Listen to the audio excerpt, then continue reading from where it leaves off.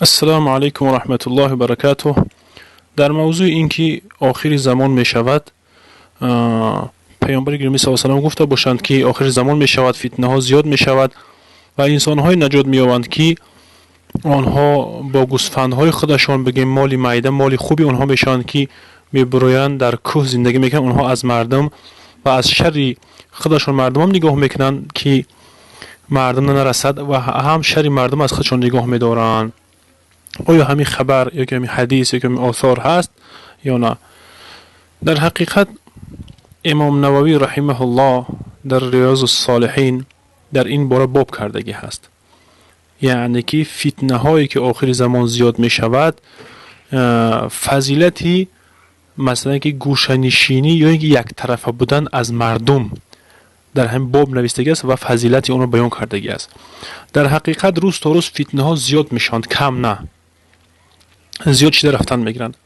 مثلا که از جمله فتنه دنیا، مثلا ایش به ایش مسابقه میکن در دنیا، به سبب مال یک دیگرش رو میکشد، به سبب وظیفه دیگرش رو مثلا که تهمت میکند، یا که فرقه های گوناگون پیدا میشن روز تا روز. مثلا دیگه مسلمان ها با مسلمان ها خودشان بگیم که راست نمیآیند و با یک دیگر شاید کشتار هم حتی میکنند.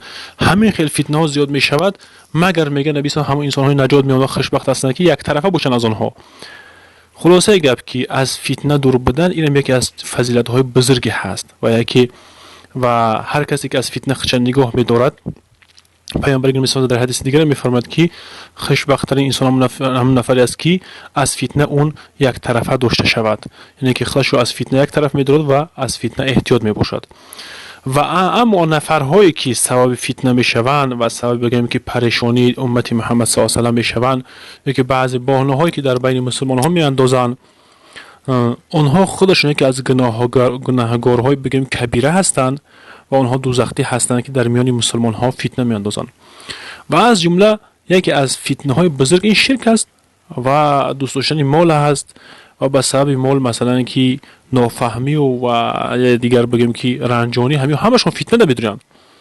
تنها گروه بازی نیست، این گروه بازی یک از فتنه ها هست که گروه های نو روز تا روز پیدا شدند و دیدیم و دیگر بگیم علماهای گذشته را بگیم که حکم میکنن اینها رو یک از فتنه هستند. اما فتنه نبی صلی الله علیه و آله گفت که اولین فتنه در بنی اسرائیل زن بود، میگه لکل امت فتنه و فتنه الامت المال، برای هر یک امت فتنه بود، برای فتنه امت من مال است. میگه مال فتنه بود است، دنیا فتنه هست که از ذکر الله دور میکند. ولی در حدیث دیگر گفت که نبی صلی الله علیه و آله که دنیا ملعون است و آن چیزی که است در همه دنیا مرادش این است که دنیا انسان از ذکر الله دور میکند. وقتی که در عشق دنیا انسان میرود و پریشانی دنیاش زیاد می شود، غم دنیاش زیاد می شود، این یک فتنه سخت هست که اون از ذکر الله دور می شود. و حضرت داود علیه السلام در دنیا گذاشتن اسب‌های زیاد، اسب‌های بگیم که بسیار اسب‌های خوب بودن، به حضرت سلیمان علیه السلام ماند.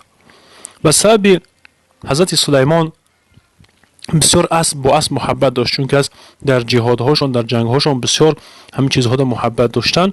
دیگه به هم مشغول شدن، حتی وقت عبادت چون که پیش از عصر بود گذشت و افتاب شیشت و هم اسب‌هایی که تمام اسب‌های بوزی و جنگی بگیم خیلی اسب‌های خوب بودن، همش به خود الله قربانی کرد که در این فتنه گرفتار شدیم گفته و توبه کرد به سوی الله. الله پاک اون قبول کرد و در فضیلت اون ذکر کرد که به سببی که عبادتش دیر شد گفته اینقدر اسب صدقه کرد در الله و دیگر اهمیت نداد مال دنیا را گفته.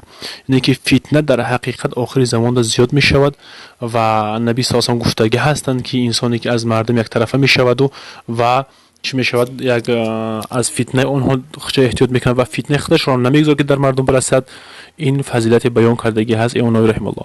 و در این باره مولا علی قاری هم در کتابش نوشتگی درباره روافض نوشتگی است، درباره روافض نوشتگی هست، در اونم ذکر کرده است، همین آثارها و همین خبرها هم ذکر میکند. والله اعلم. السلام علیکم و رحمت الله و برکاته.